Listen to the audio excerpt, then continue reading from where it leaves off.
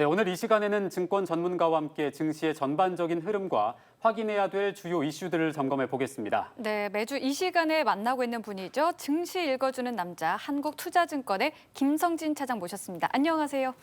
예, 안녕하십니까? 네. 한국투자증권 서강대표입센터 김성진 차장입니다. 네, 오늘 먼저 시장 상황부터 좀 짚어주실까요? 네, 오늘 국내 증시는 좀 혼조세로 마감을 했습니다. 코스피는 1.08% 상승한 2,667포인트로 마감을 했고요. 코스닥은 마이너스 0.44% 하락한 892포인트로 마감을 했습니다. 나스닥 100 선물지수가 상승한 가운데 5월 실외 마스크 해제와 전기요금 인상 기대감도 함께 작용을 한 하루였습니다. 특징주로는 LG화학의 양호한 실적 발표와 셀트리온의 특허 합의 소식이 시장에 작용을 했습니다. 네, 지금 증시가 파랗게 물들어서 시장이 참 어려운 상황이 됐는데요. 최근 시장의 특징이 있다면 뭐가 있을까요? 네, 최근 시장의 특징을 간단히 표현을 하면 홍길동전에 나온 표현을 좀 쓰자면 호부호영을 하지 못하는 장세라고 표현을 할 수 있겠습니다. 국내 1위 업체인 삼성전자와 하이닉스의 실적 발표가 있었는데요. 시장을 예상을 뛰어넘는 호실적을 발표를 했는데 이를 주가에 전혀 반영을 해주지 못하고 있습니다. 또한 네이버 같은 종목 같은 경우는 시장 예상 대비 저조한 실적을 발표했을 때는 즉각 악재로 반영을 해버리는 그런 분위기입니다. 즉 호재라 부르지 못하고 악재는 더 큰 악재로 받아들이는 장세가 이어지고 있습니다. 네, 그러니까 잘 나가는데 잘 나간다고 말하지 못하는 상황 이렇게 그렇죠. 생각을 하면 되겠군요. 네, 그렇습니다. 그럼 이렇게 실적과 달리 주가도 약세를 보이는 현상이 이어지는 원인을 어디서 찾을 수 있을까요? 네, 결국은 투자 심리의 위축 때문이 아닐까 생각이 듭니다. 미국 증시의 경우 미국 선진국 증시의 영향을 좀 많이 받게 되는데요. 전주 미국 기업 중에 테슬라나 엔비디아 같은 대형 기술주, 성장주의 급락이 있었습니다. 이런 급락은 국내 기업에도 영향을 좀 미칠 수밖에 없는데요.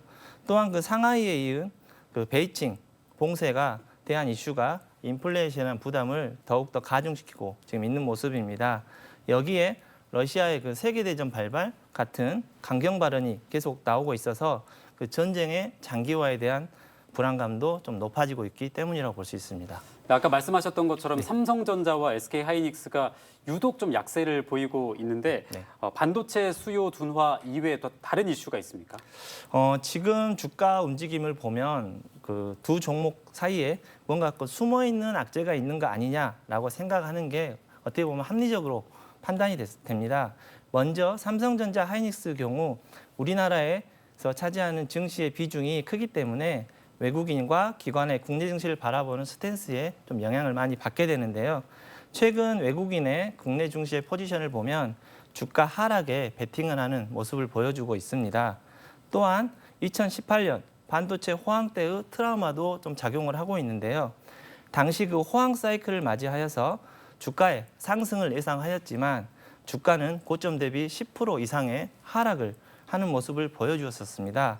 이러한 경험이 지금 적극적으로 매수에 베팅을 하기에는 좀 부담스러운 생각이 들 시기인 것 같습니다.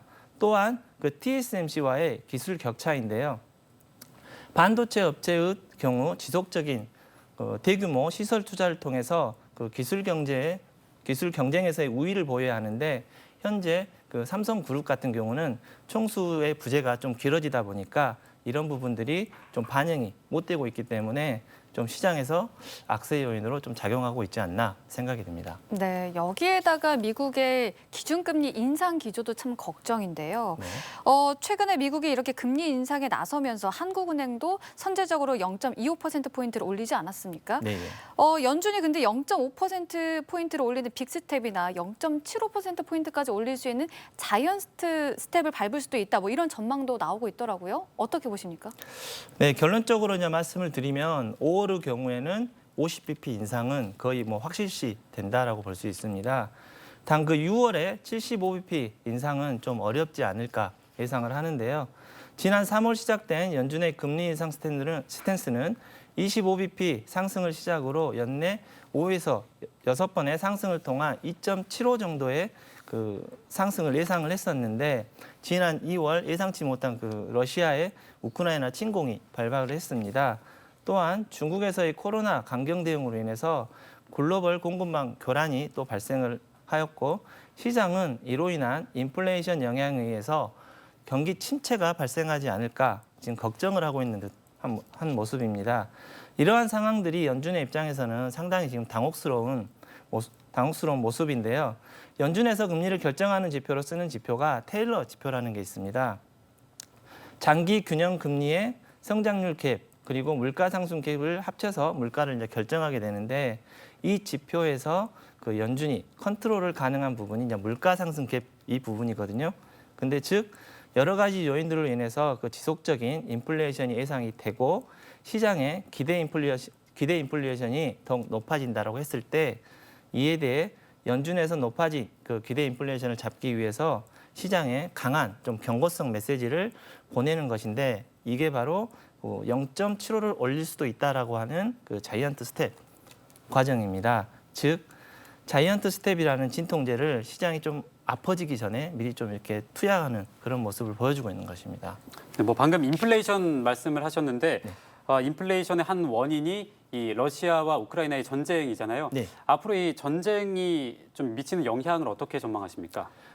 러시아가 최근 유럽의 그 천연가스 공급 중단이라든지 뭐 세계대전 발발 등 강경한 어떤 발언들을 연일 내보내고 있습니다. 그 러시아 입장에서는 이제 전쟁을 시작을 하긴 했는데 지금 특별히 뭐 결과물을 얻는 게 없기 때문에 많이 초조한 그런 모습을 보여주고 있고요. 그 지난달 러시아의 그 전쟁 시나리오 4단계가 공개가 됐었는데 그중 3단계가 그 폴란드 참전을 이용한 유럽의 분열을 야기시킨다라는 전략이 있었습니다. 최근 러시아의 그 천연가스 공급 중단 발표를 보면 이 시나리오에 거의 3단계로 진입한 거 아니냐라고 생각을 할 수가 있고요. 또한 그 세계대전의 발발 위협 등 약간 무모한 듯한 그 발언도 하고 있는데 이 발언의 배경에는 아마 지난주 그 미국 상원에서 통과한 그 랜드리스 법안이라는 게 있습니다. 이 랜드리스 법안이 뭐냐?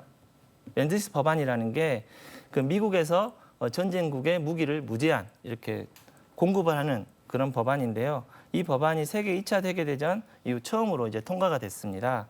여기서 특히 주목해야 할 부분이 뭐냐라고 했을 때 무기의 공급 기간입니다.